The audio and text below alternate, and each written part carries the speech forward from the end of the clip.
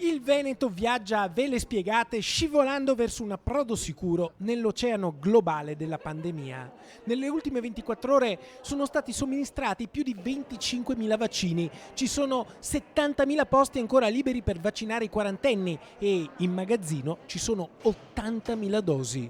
Intanto Luca Zaia vede da lontano avvicinarsi la zona bianca. Vedo tutti euforici perché il Veneto dovrebbe andare in zona bianca, vuol dire che per noi il coprifuoco finirà il 7 di giugno. Sì, se continueremo a calare nei contagi, se continueremo a comportarci bene, a portare la mascherina, perché bisogna fare 3 settimane sotto i 50 positivi su 100.000 abitanti. Sullo sfondo si intravedono le spiagge di un'estate di rinascita. Il turismo per il Veneto è sacro, ci sono prenotazioni importanti ed emerge un tema fondamentale, quello delle vaccinazioni come servizio a quei visitatori che desiderano unire al diletto delle vacanze l'utilità di coprirsi dai pericoli del Covid.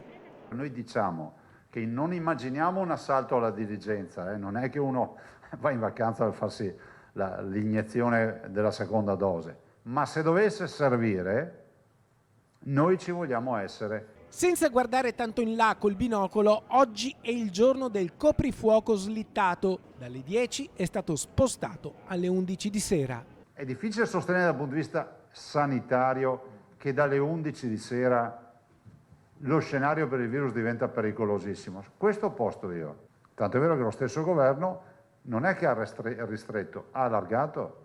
Se dopo uno dice ma questa è una condizione psicologica per far capire al cittadino che il virus c'è, anche se non c'entra niente il coprifuoco, ok, ma lo dovete dirlo, perché a livello internazionale stanno leggendo che in Italia siamo ancora col coprifuoco. Beh, noi viviamo anche di turismo.